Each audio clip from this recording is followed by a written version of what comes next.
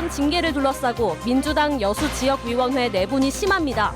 민주당 소속 시도의원들도 총선을 앞두고 상포지구 논란과 지역위원장 지지를 놓고 온도차가 확연합니다.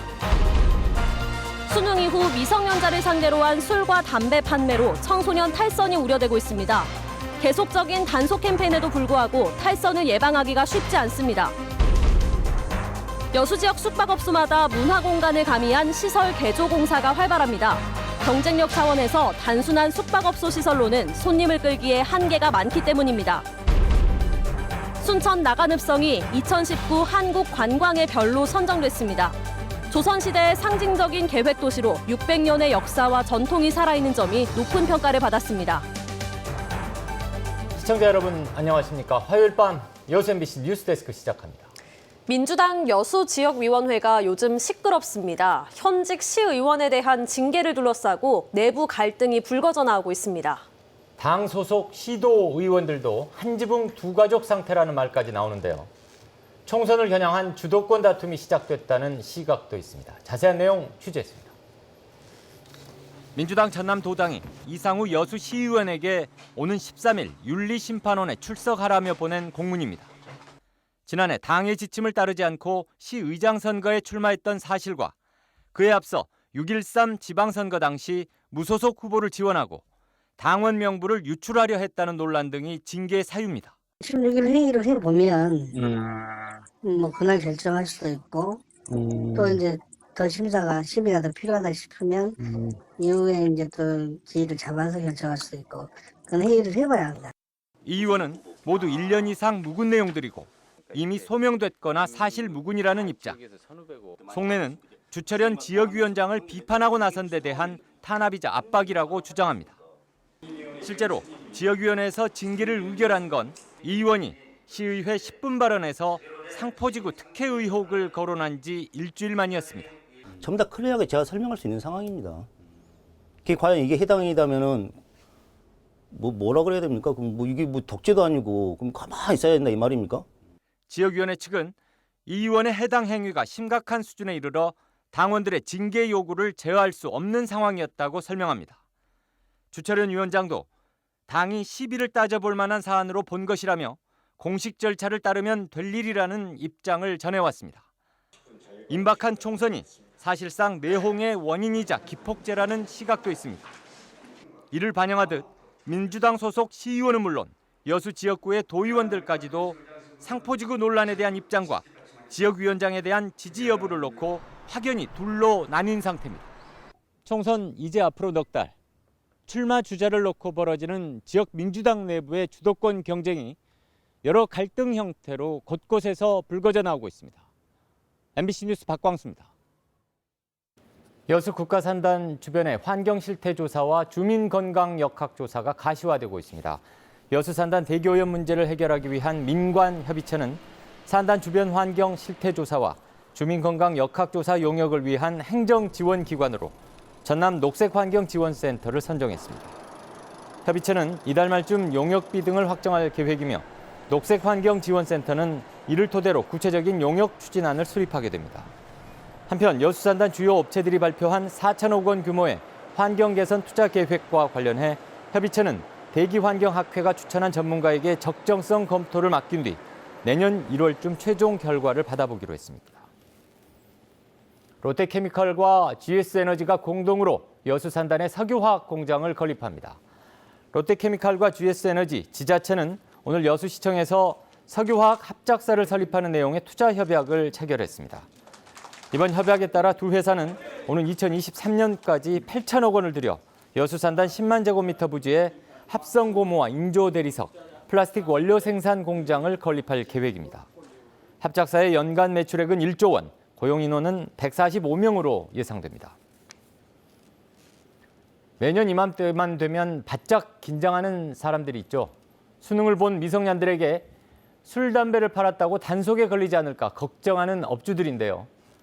관련 기관은 단속 캠페인을 활발하게 진행하고 있지만 근본적인 해결책이 필요하다는 목소리도 높습니다. 조희원 기자입니다. 안녕하세요 여러분. 4시 이후에는 이제 좀 귀가할 수 있도록 재밌게 하려고. 학교 학교 인근의 한 PC방.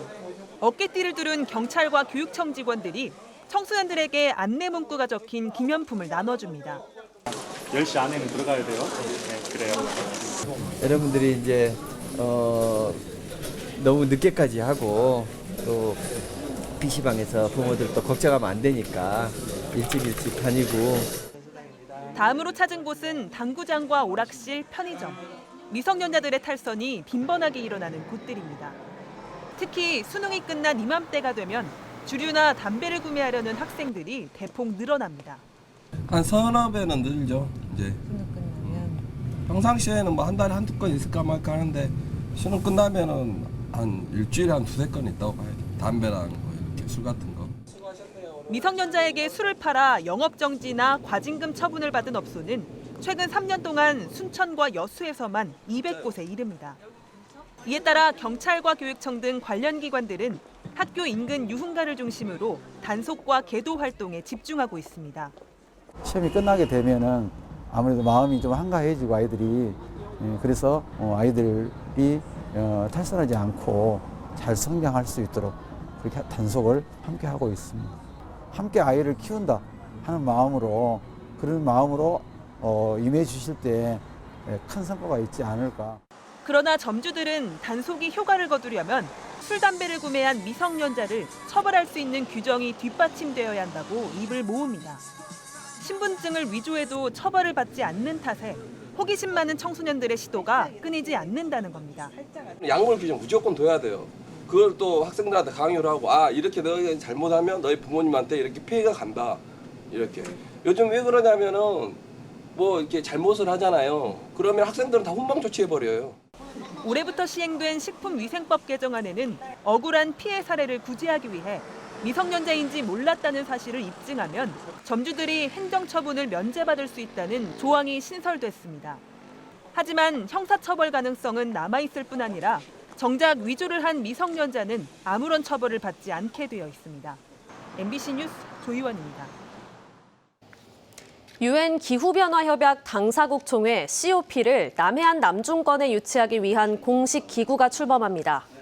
여수시에 따르면 COP 유치위원회는 오는 16일 전남 경남도지사와 남해안 남중권 시장군수, 국회의원 등이 참석한 가운데 여수엑스포 컨벤션 센터에서 출범식을 갖고 본격적인 활동에 나섭니다.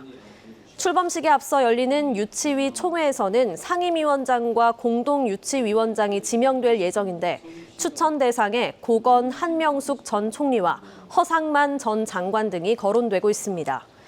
여수를 중심으로 하는 남해안 남중권 시구는 아시아권에서 열릴 예정인 오는 2022년 UN COP 유치를 추진하고 있습니다.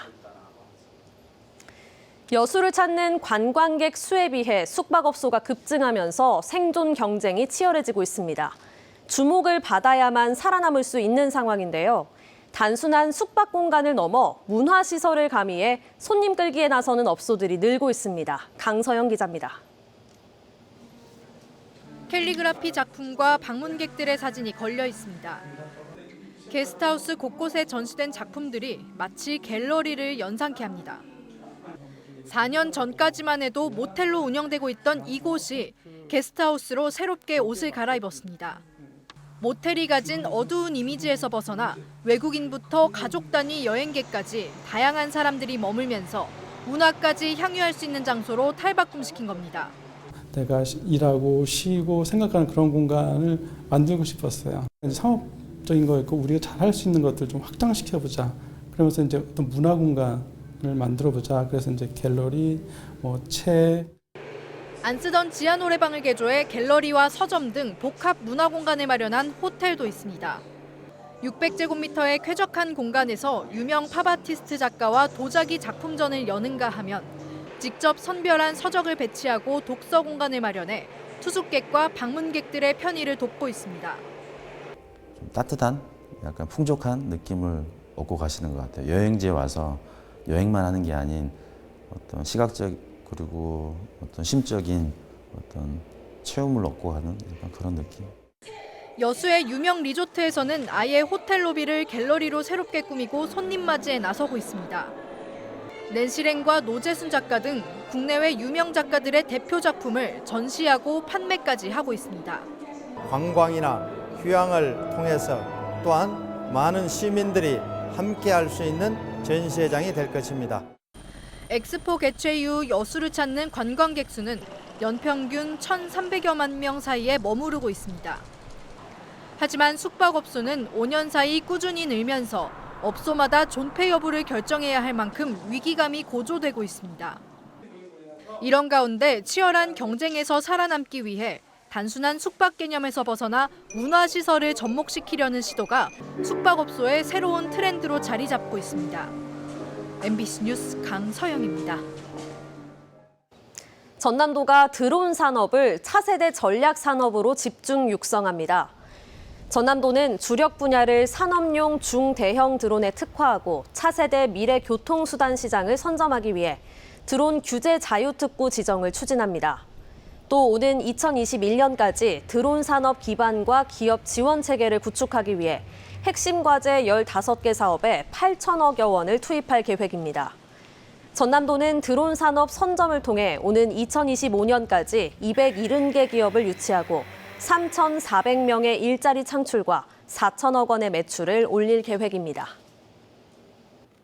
수조 원대 예산을 심의하는 전남도 의회에서 도의원이 자신과 이해관계가 있는 예산을 셀프 심사하는 어처구니없는 일이 벌어지고 있습니다.